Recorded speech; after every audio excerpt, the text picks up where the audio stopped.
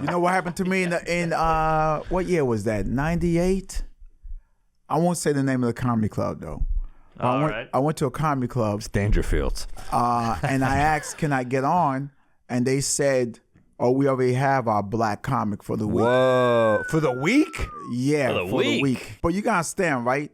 Back then, I thought that was the norm because it was white clubs, white people, white comedians. Though. So I'm thinking, okay, maybe I'm thinking, I'm not thinking racist. I'm thinking, oh, maybe the white crowd don't want to see black comics and like, another black comic. You know what I'm saying? Week, so I'm thinking, it should be at least a month. it was not February.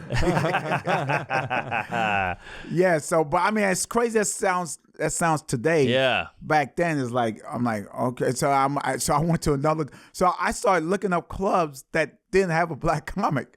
Right. And I'm like, damn, all these clubs got a black comic that they already fuck with. Right. They got the token black. You know alt comedy, where that came from? Yeah. I just found out what alt comedy. Alternative. Yeah, but it really stands for doing a comedy show at a place that's not a comedy club. I know. I remember learning that too. And but black comedians started that. Because because you guys wouldn't let us into the clubs, right?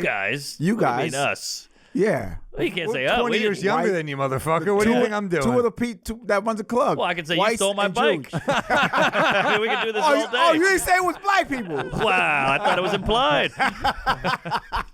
I could say that you're my guardian angel. Yeah, But I will say, dude, I hear what you're saying. I mean, look. No, but hold on. What I was The saying Negro Leagues was technically the first all-baseball league, too. No, what I was saying was. Oh, interesting. I was saying was they would so we would start our shows at bars, restaurants, whatever.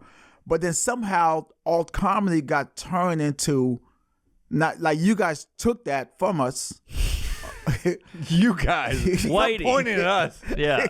Took it from us and made it something else. Because now when you hear alt comedy, you don't think of like a comedy club, a comedy show, not a comedy club. You think of weird or different comedy, yeah, like nerd comedy. You know what I'm talking about? When did that start changing? Totally. Alt comedy, it's funny. I mean, when Mark and I were coming up, we came up after you, Will, but like when we were coming up, alt comics were the ones getting all the TV shit. Yeah. Like Mark and I were always resentful because I think we were always kind of road guys and club guys, and we thought we were working really hard on honing our stuff, and we'd see these alt guys who got up not nearly as much as us and who we didn't think had chops, and were getting all the TV spots. So we were always a little bit like, who the fuck are these guys? Meanwhile, they were doing a totally different thing.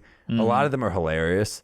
There's a lot of great alt comics, but, a lot of that stuff dried up because they were not doing the repetition where they were doing like their Brooklyn show or something, but they weren't going up in the Midwest. They weren't going up in the South. And, there's a reason that shit played to a very small demographic, I think, sometimes. Yeah. Well, what the thing is with alt comedy, like, okay, so that was the beginning of alt comedy, black, but somehow it switched to the type of jokes you're telling, right? Yes. And then the type of clubs you're working, where it's not comedy clubs, but so what did alt comedy turn into? Like, what type of jokes were people saying? It turned into Janine Garofalo looking at her notes, and it turned into a cool coffee shop. Yeah, but Colin Quinn does a show at the Comedy Cell every Monday. Look at his notes. I know. Killing it. But so that's she popularized it.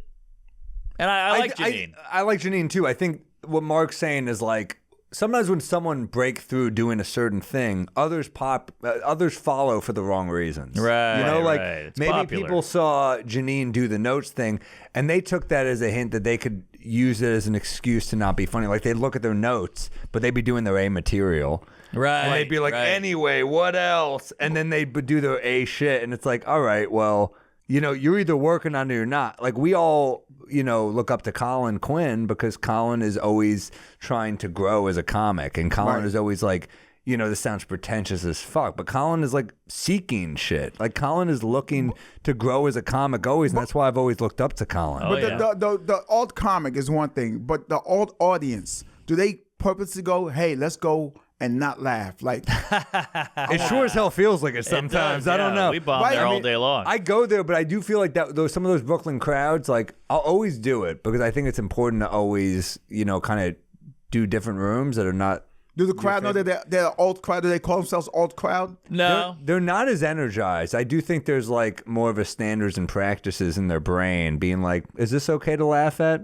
Oh, for sure. This is- Now the original alt crowd, black shows, they laugh. They laugh. Like you watch Def Comedy Jam? Talk about energized. Oh shoot! I used to do you ever do Smokey's Room at Mocha Lounge? Yeah. Yeah. That was a fucking alt room. Yeah. Holy shit. My show at Boston Comedy Club every Sundays. I heard about this. Yeah, Bill Burr, you bring it up. He used to kill.